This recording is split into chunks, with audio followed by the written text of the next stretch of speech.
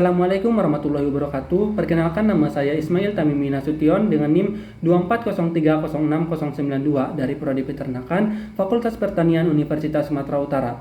Pada video kali ini saya akan menggambarkan dan juga menjelaskan tentang saluran reproduksi unggas betina dan juga menjelaskan tentang proses pembentukan telur pada mata kuliah Produksi Ternak Unggas dengan dosen pengampu Ibu Insinyur Tati Widyanasari SPT MP IPM. Nah, terlebih dahulu saya akan menggambarkan tentang saluran reproduksi unggas betina di kertas HPS dengan pena. Nah, pada saluran reproduksi unggas betina ini, yang terlebih dahulu itu ada ovarium.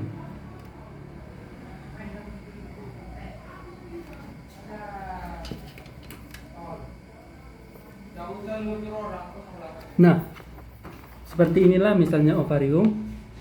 Setelah ovarium itu ada oviduct yang terdiri dari infundibulum.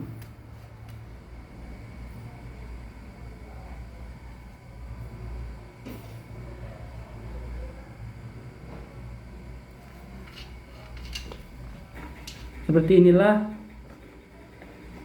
infundibulum itu seperti corong. Nah, setelah dari infundibulum ada namanya magnum.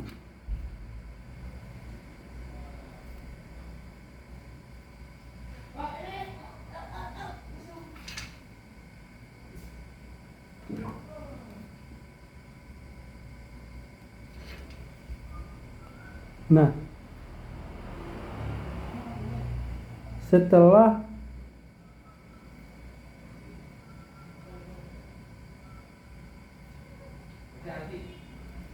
setelah magnum ada namanya isthmus ini, dan setelah bagian isthmus ada juga yang namanya uterus. Seperti ini uterus. Yang ini. Setelah uterus ada vagina.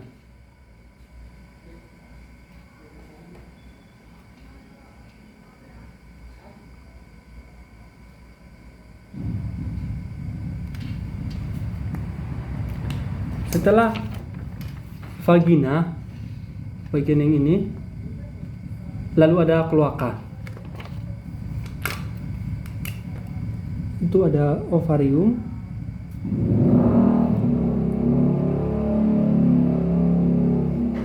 infundibulum, lalu ada magnum, ada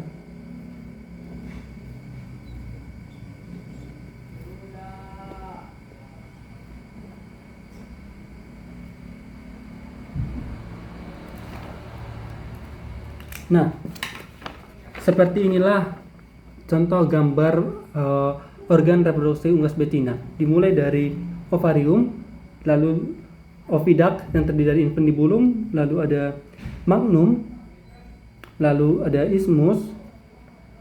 Setelah isthmus ada uterus, lalu dilanjut dengan vagina, dan terakhir kloaka. Nah, pada unggas dewasa umumnya ovarium yang berfungsi itu hanya sebelah kiri, dan yang berfungsi dan berkembang itu hanya sebelah kiri, sedangkan yang sebelah kanan akan mengalami regresi. Nah, dan di ovarium ini terdapat banyak folikel dengan berbagai ukuran, dan juga terdapat banyak ovum dengan berbagai tahap perkembangan.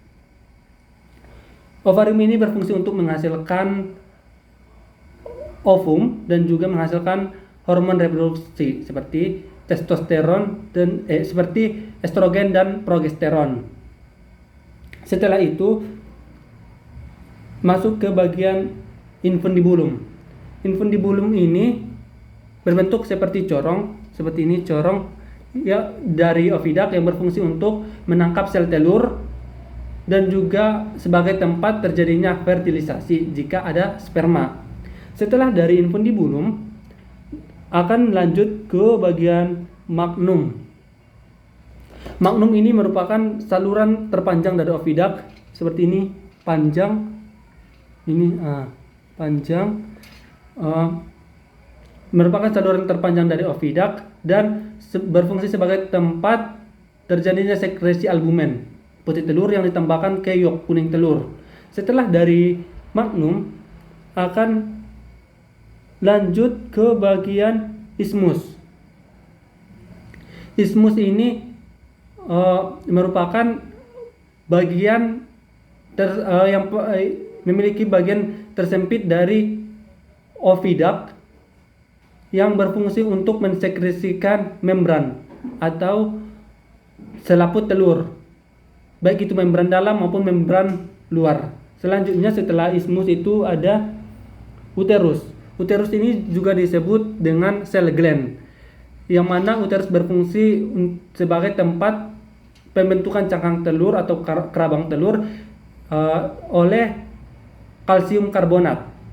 Setelah dari uterus akan masuk ke vagina. Nah, vagina ini berfungsi untuk mengeluarkan telur menuju ke kloaka. Nah, dan terakhir itu ada saluran namanya kloaka. Kloaka ini berfungsi untuk sebagai saluran keluarnya telur dan juga sebagai tempat tiga muara saluran seperti saluran reproduksi, pencernaan, dan juga saluran ekskresi. Nah, selanjutnya saya akan menjelaskan tentang proses pembentukan telur. Proses pembentukan telur ini dimulai dari ovulasi. Ovum yang sudah matang akan dikeluarkan dari ovarium, dan yang dikeluarkan ini berupa yolk atau kuning telur dan juga berupa diskus germinal yang dipengaruhi oleh hormon LH, luteinizing hormone, dan juga hipofisis. Dan setelah itu dilepaskan dan kemudian ditangkap oleh infundibulum. Jika ada sperma, fertilisasi akan terjadi. Dan proses fertilisasi ini terjadi di diskus germinal. Dan ovum ini selama di infundibulum memerlukan waktu sekitar 15-30 menit di dalam infundibulum, dan selanjutnya akan menuju ke bagian magnum. Nah, di magnum ini terjadi penambahan atau terjadi proses ekskresi albumen atau penambahan putih telur ke yolk atau kuning telur, dan memerlukan waktu sekitar 3,5 jam lamanya.